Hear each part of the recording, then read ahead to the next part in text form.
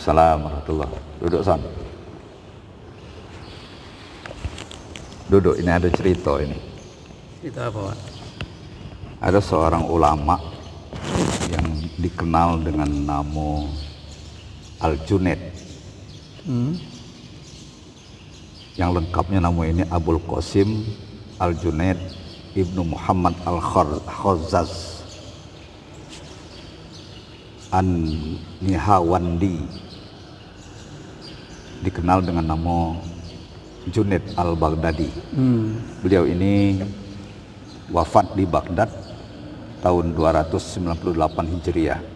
Dia tinggal di Baghdad. Dia tinggal di Baghdad dan banyak nuntut ilmu dengan para ulama-ulama, dan dikenal beliau ini seorang yang mendalami keruhanian dalam Islam.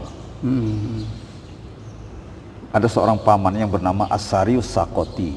Pada suatu pagi setelah subuh, Junaid ini datang mengunjungi rumah pamannya yang bernama As-Sarius Sakoti. Sampai di rumah As-Sarius Sakoti, dia ucapkan salam, assalamualaikum. Dijawab waalaikumsalam. Lantas Junaid masuk. So itu memang pamannya. Didapatinya sang paman ini masih di atas sajadah. Junaid pun duduk di belakang pamannya sambil Junaid berkata, apa yang paman dapati tadi malam, ceritakanlah kepada saya. Tanpa menoleh, sang paman ini bercerita, wahai Junaid, paman akan ceritakan apa yang paman dapatkan tadi malam. Di dalam mimpi, seakan-akan di dalam mimpi, paman berkenan Allah menyapa paman. Wahai Sari, kata Allah, pada mulanya aku menciptakan hamba-hambaku, semua mereka menyatakan kesetiaannya akan menuhankan aku.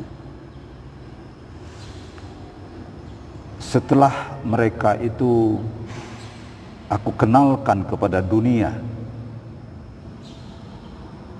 ternyata 90% dari hamba-hambaku itu dia lari ke dunia.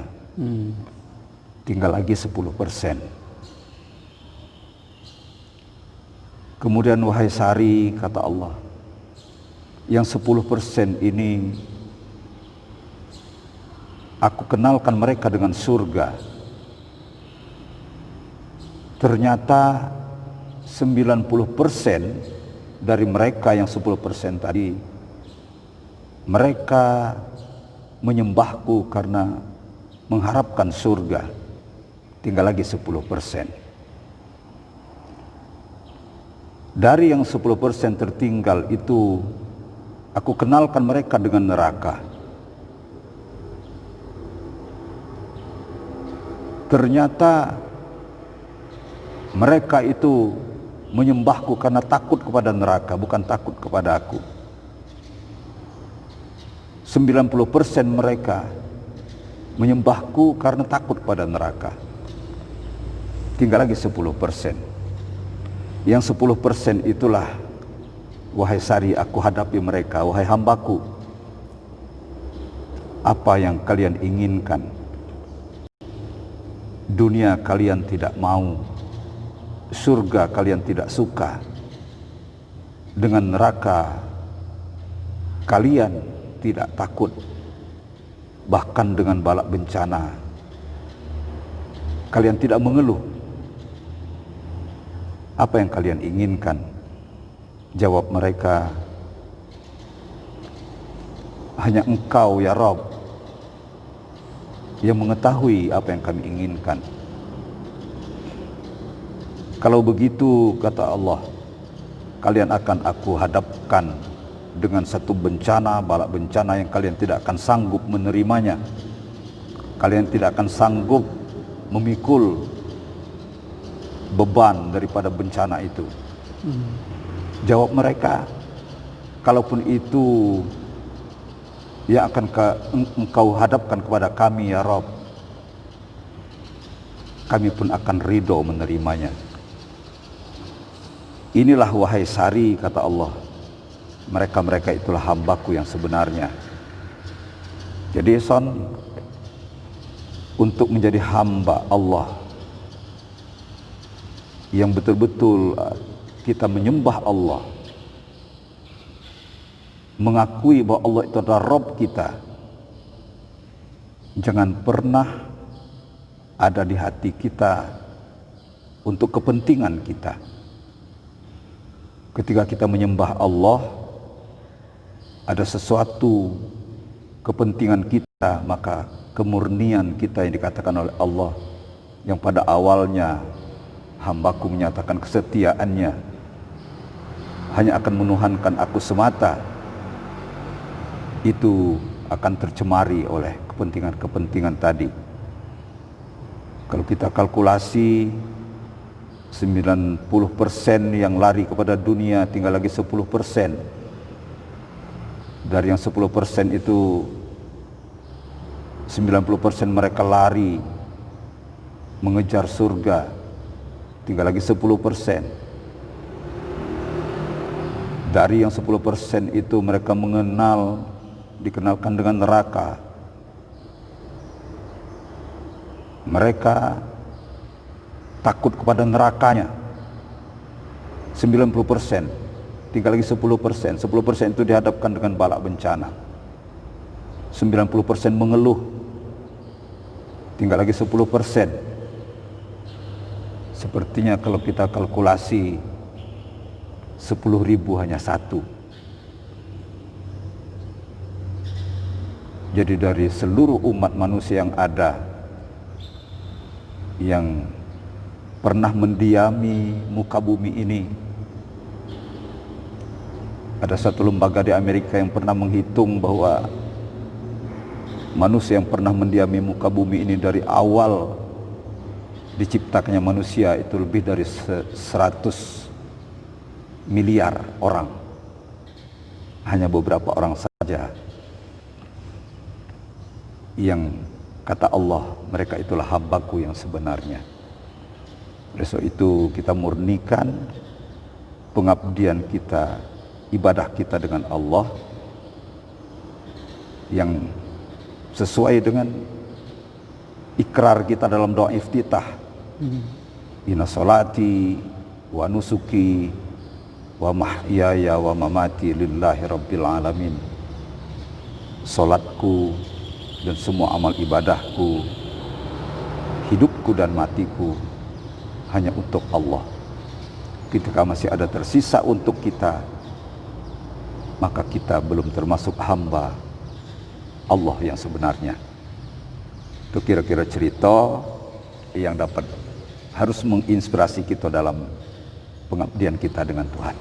Jadi hikmah dari cerita itu adalah untuk pemurnian tauhid kita, memurnikan ketauhidan kita.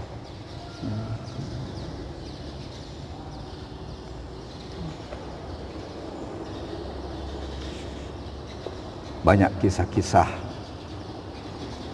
inspiratif sebetulnya dari ulama-ulama yang pada akhirnya kita akan mengatakan amal ibadah yang kita lakukan tidak cukup dengan amaliah-amaliah lahiriah, tapi kebersihan hati itu menjadi tolok ukur yang sebenarnya.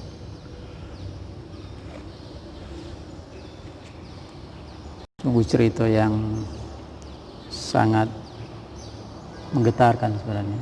Menggetarkan karena mungkin selama ini banyak dari kita yang tidak memahami tujuan ibadah, tujuan kita diciptakan, bahwa ternyata bukan untuk mengharapkan surga, bukan karena takut dengan neraka, dan apapun yang diberikan Allah harus dihadapi dengan keridoan, ridho. karena ingin tujuannya hanya Dia. Ya.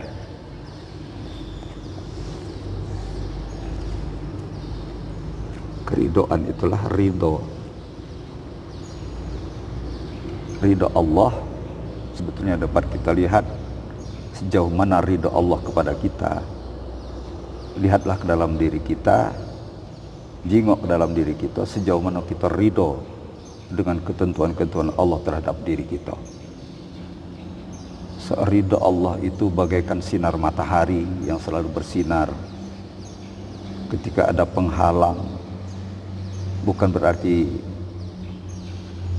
matahari itu tidak bersinar, tapi ada yang menghalangi sehingga kita tidak mendapatkan sinar matahari itu. Mungkin ada awan, mungkin kita berlindung di suatu tempat.